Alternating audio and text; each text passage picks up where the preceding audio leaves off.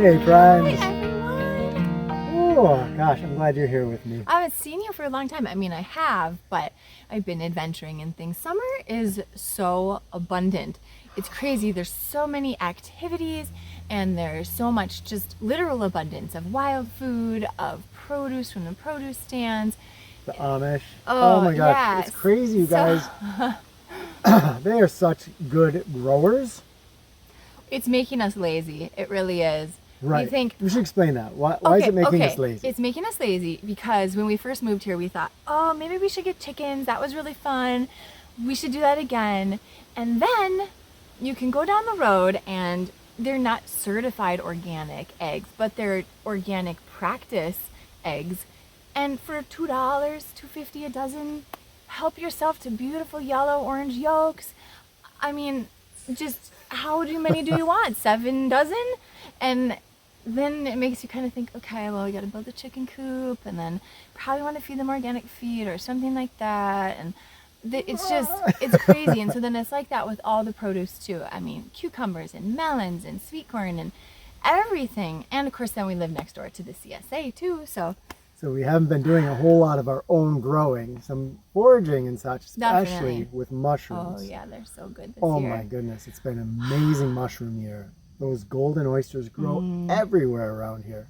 And did we ever post that video? Which one? Where we found the chanterelles, the golden chanterelles, and the I think I did, yeah. so we found other mushrooms around here too. Well, and of course there's morels in the spring, but it's so exciting. Yeah. Anyway, so been a little bit busy. I know you've seen this guy a lot, but anyway, he dragged me out. He said, oh, come on, there's not that much to do. Come and do a video. So, okay, here we are. Now this video is on going diaper free, diaperless with babies. And for a lot of you, you might be saying, well, that's great, but I don't have a baby. So how does this apply to me? Well, the first part of this Do you remember, video, did you ever do in high school? I What's think that? now they have real babies, but they do have real babies. yeah. But when I was in middle school, maybe, it was an egg. Yeah. You had to take around? Yeah, I don't know why too. it reminded me of that. I was thinking, go get yourself an egg and practice this. No, but you can't really. Okay, sorry. I got to stay focused. It's the whole thing about diaper free with babies is actually applicable to, it really is, to most of life in our modern day culture. So before you turn this off because it's about diapers and babies, listen to the first part of it because it will apply to you probably. Yeah, maybe you can even think ahead. How does this actually apply to me? And then it can be sort of a little quiz. Pause here and then. Yeah. What is diaper free? Okay. Well, I like to call it elimination communication because what we are doing with our little ones is communicating with them as we do lots of other things. Oh, that means you're hungry. Here's some breast milk. Here's some food. Oh, that means you need to go to the bathroom. That's what happens. So we're communicating with our little ones saying, that's a natural thing that happens. This is what you do.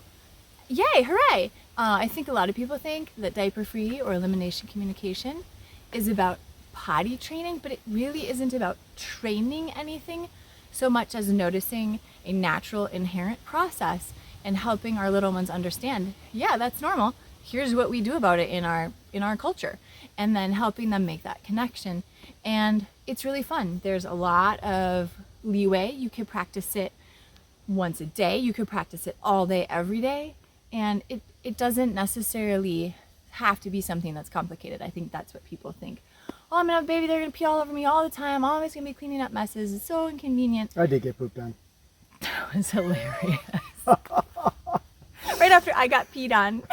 And I was like, you for here, getting peed on? can you take Mirabelle? She's peed on me. Ah! And then he walked away and just like, "Bleh." And then I laughed. Oh my gosh, it's like, I can't help you. I pee all over me. So we're going to give you actually a breakdown of how to do this. But first of all, we're going to segue into how this applies to you who do not have babies. Because this all came about, I get to blame this one on me, right?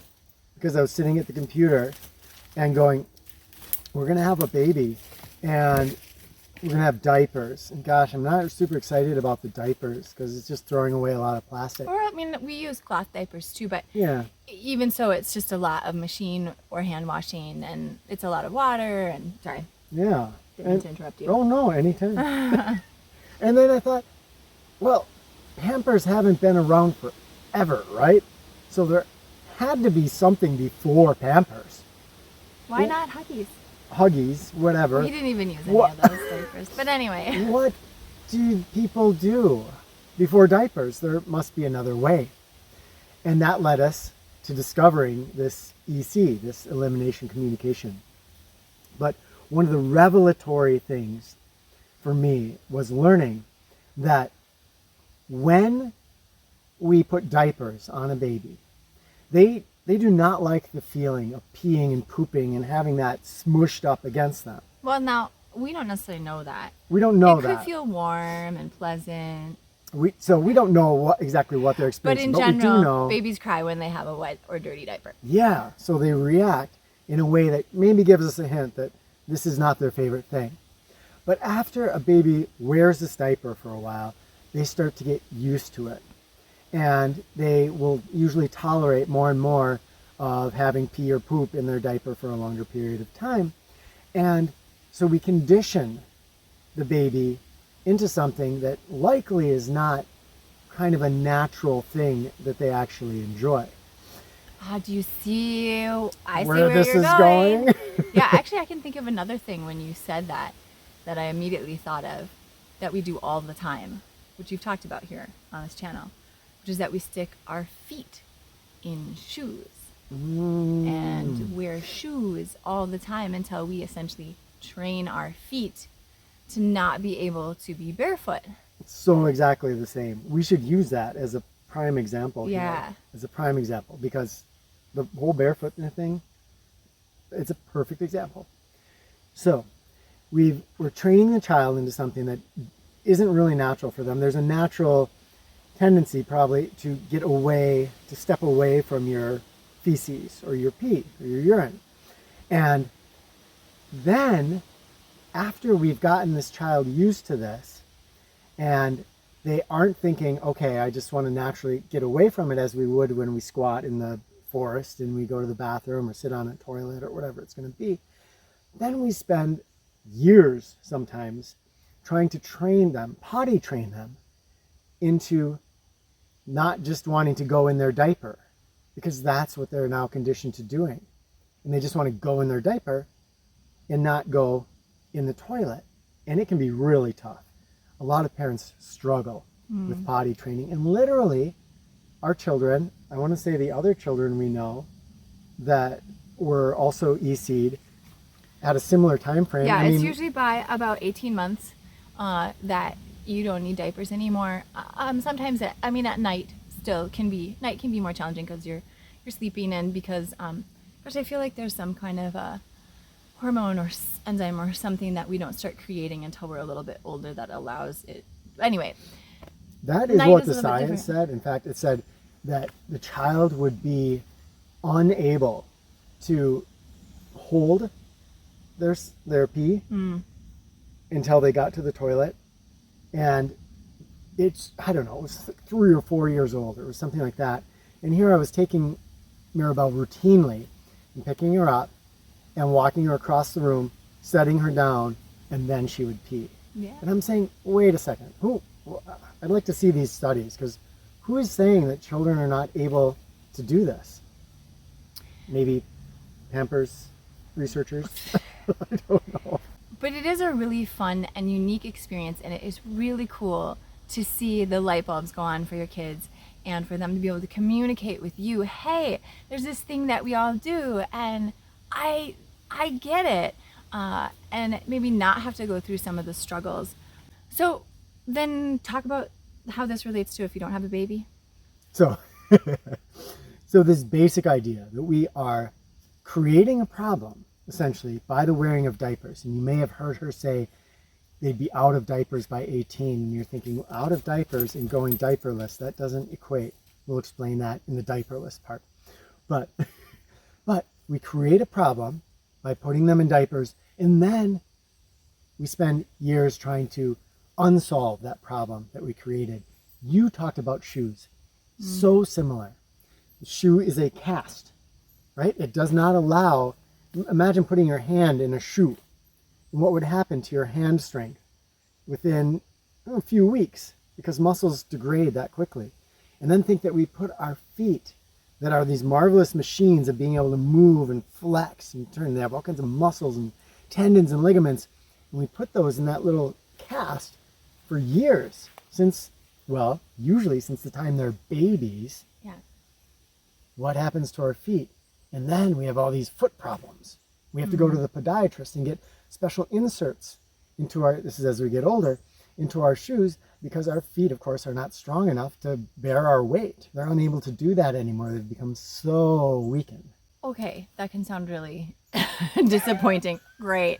What do I do?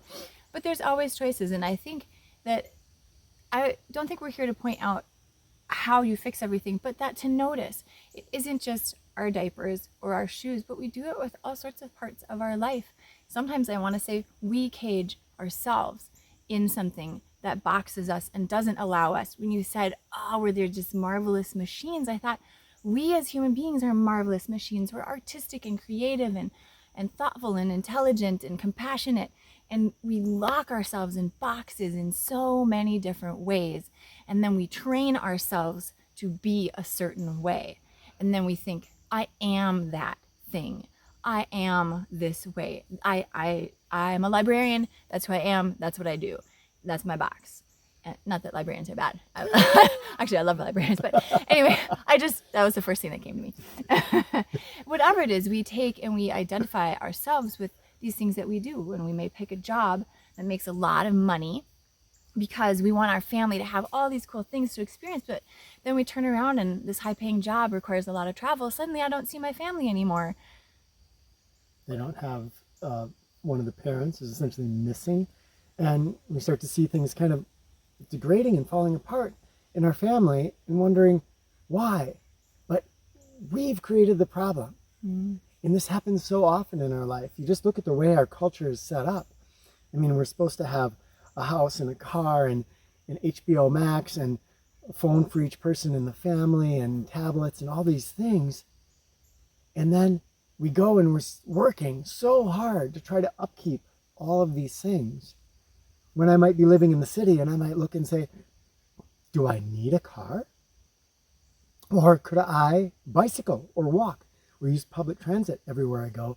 And suddenly I could remove that car from the system and have that much less to keep track of. And every person, you were talking about every person in the family having a phone, and then having a family plan that covers everybody. And is that really necessary? And do those things actually bring us more happiness or joy, or bring out those things that were outside the box that you were talking about? You know, our natural curiosity, our talents, the things that we want to explore the world with.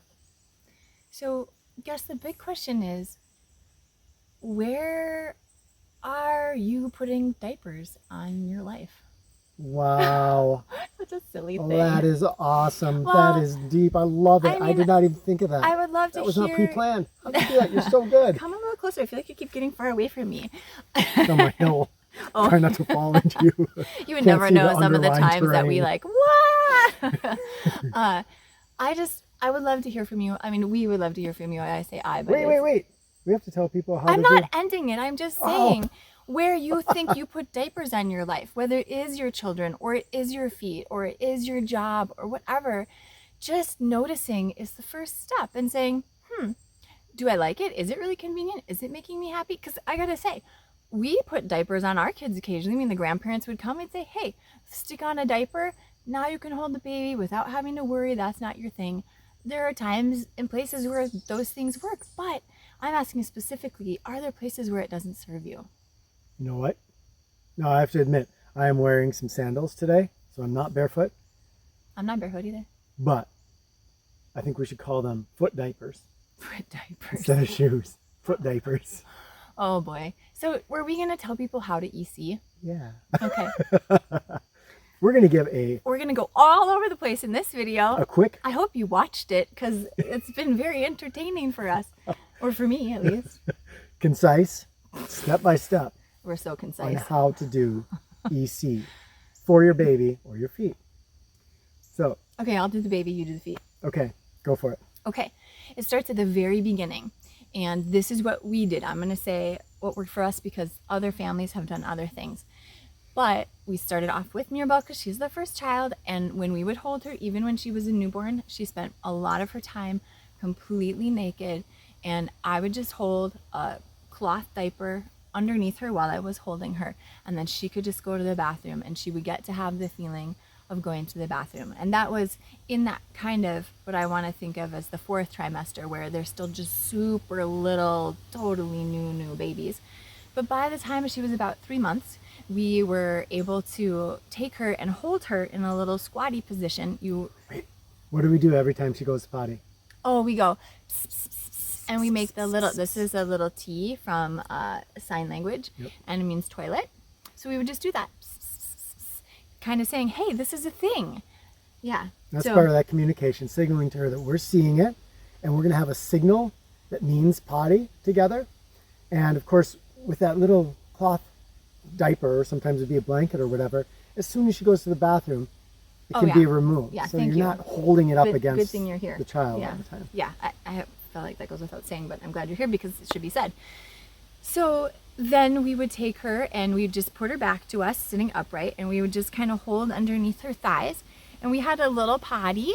She'd go to a sink or a bowl or whatever, and we would just hold her over that and we'd say, pss, pss, pss, pss, pss, make her a little sign. And what eventually happens is that you start to kind of get this second sense of when we did, at least when she was going to go to the bathroom. And a lot of times it would be, okay, first thing in the morning, or it would be right after nursing, or so then those would be the times that you could try. And a lot of times you would catch a pee or a poo or whatever. And yeah, and this is one of the cool things, if I can jump in, about the elimination communication, is that it's communication. You're starting up a communication with your baby from the time they're really little, and it becomes a subtle communication. So Rebecca and I can speak in words, but we also are able to communicate a lot just with glances, with thoughts, with our body language to each other, because we know each other so well. And you start to develop that with your child. Similarly, in other areas of your life, you can develop deeper communications, levels to, be able to talk to your feet more deeply. And I mean that seriously. I was walking barefoot the other day and I could feel the humidity, how much humidity there had been on the ground, just from how damp the ground felt. There wasn't dew or anything, but you can feel things. You're tuned in, have a deeper level of communication when you encounter the world like this. I feel like, Tangent. no, this, because we were going to talk about shoes. I feel like we think of our feet as these lifeless things that don't have any maneuverability, they don't have any strength, they don't have any senses. But that's only because we don't have that relationship with them. I realized when I was walking barefoot the other day, I was going over gravel, and I realized I pull away from it. The way that if you're getting a massage and you're kind of, oh, that's sore, and you tense up, then you can't really massage anymore. And I thought my feet, what they really want to do is melt around the gravel. Try to melt around all the gravel. And I could feel the spreading and relaxing of my feet, and it was much better walking over the gravel. Wow. That was an extra tangent on top of a tangent. Releasing into it, experiencing it more deeply. If we could rethink of our feet, but how can we even think of that? Because our feet have been sealed in to these things. So And what would how you many do? things How would we you do that EC with? your feet? How would you EC? Well, I've got a barefoot video for that. Oh, okay, great. Well, we'll just have to send the link to that. It's funny because it's one of our first videos. Little mirror bells in it. So I'll try to put that at the end of this video as the little suggested video. Oh, yeah. It's so great. Yeah. So you just keep going along, and as your child gets older, give them a lot of diaper-free time outside or on a blanket, crawling, walking, keep that. And a lot of kids can't do this sign. Mirabelle would just go like this eventually, but she didn't even do that initially. A lot of times kids are fascinated by their little potty or whatever. Eventually, after she decided it wasn't just a toy, she would just sometimes go over there and pee on it. And so it's this progress, and it isn't as though you don't slide backwards. There were times where we knew she knew what to do and she just wouldn't. It would be a little potty strike for whatever reason. And obviously kids are going through a lot of growth and a lot of developmental stuff. So it's a place where you have to be patient. And I mean, if you're interested at all, go and do some research. We can put in a book that we really loved, that we read, that was really helpful just to understand it. And remember that it isn't about trying to get your kid to learn something and this is how you do it. It's very relaxed and organic. You would not force your child to eat food. You help them enjoy the beauties and deliciousness of trying all these different foods. It's the same thing, the beauties of our body and what they can do, and this is how we deal with that in the culture we have. Throw in quick, because you did talk about being out of diapers. Diapers still get used by a lot of people that do diaper free. Yeah. And yeah, I mean, when do these come I in? threw out 18 months was roughly when both our girls could go all day out. They didn't need diapers. I used them at night, even after 18 months, I think, until they were about 2. And then I would use diapers if we were gonna go shopping and I didn't want to have to try to EC them in the store. If we would visit somebody, anytime I knew I couldn't give them good attention and I would miss something, then it felt almost to me, this is sort of like any communication even with other animals, then I wasn't supporting the cues. I was completely ignoring what was happening. So grandparents holding them, did I say that already? Yeah. Well, early on, but you were just saying that. So diapers did come into... Diapers were extremely useful. I mean, there might be days where I didn't do elimination communication except for once or twice at a certain few periods of time. There were other days where it was hours on end. It just kind of depended on all the stuff that was going on because, let's face it, we have lives, and I got to be a stay-at-home mom and you worked from home, so you may have to take your kid to childcare, or they may be, with someone else that isn't able or willing to do that. The key is just to get that communication and start it. And that's where you've got this deeper level of commitment that's necessary to do something like EC. And that's why a lot of parents just can't do it, and where diapers might just be the only choice for some people, or at least seem like the only choice. There's a lot of things in life like this. If I'm going to take off my shoes, there's going to be a lot of inconvenience because I'm going to be super tenderfoot, and it's going to take me maybe a year or more to recondition my feet, to get them really strong again, to get a strong sole. And so there's these big obstacles in the way. It might be social ones. I mean, are we going to give up our giant big screen TV, or our 6 phones, or our tablet, or being on Facebook, or any of these things that kind of have this momentum in our life? It's difficult to go against what you're used to. Think of food. It takes a while to develop new tastes or new cooking skills, or even just become cooking literate and know how to make food for yourself and not just pop it in the microwave. If that's what you decide, hey, that is a convenience, but it isn't doing me any good, give yourself time. And the key is to remember, sometimes you just have to have a sliding scale. You can still EC with your kid in diapers. You can look at your child, you can say, oh, I think they're going to the bathroom. You can give them the cue, you can watch, okay, and check it out. Sure enough, it doesn't hurt to try. So do things at your level. But we are here to say that it really is useful to apply wisdom, and that's a difficult word to define, but we all have it, to take our innate wisdom and apply it to our lives, and to ask, what is really bringing goodness into our life? And what things do we want to keep there? And what things maybe could shift or change or go even? And then say, maybe, is it going to be worth it? For us, it was so worth it to do EC. It was so worth it to go barefoot. It was so worth it to learn to cook and to make our own forage wild foods. foods. Yes. To ask, do we need some of the things society tells us we need in order to be happy? Or are we happy kind of how we are? That's our thought There's for today. so much. Okay, share. And we love you. Can't wait to see what you have to say in the comments.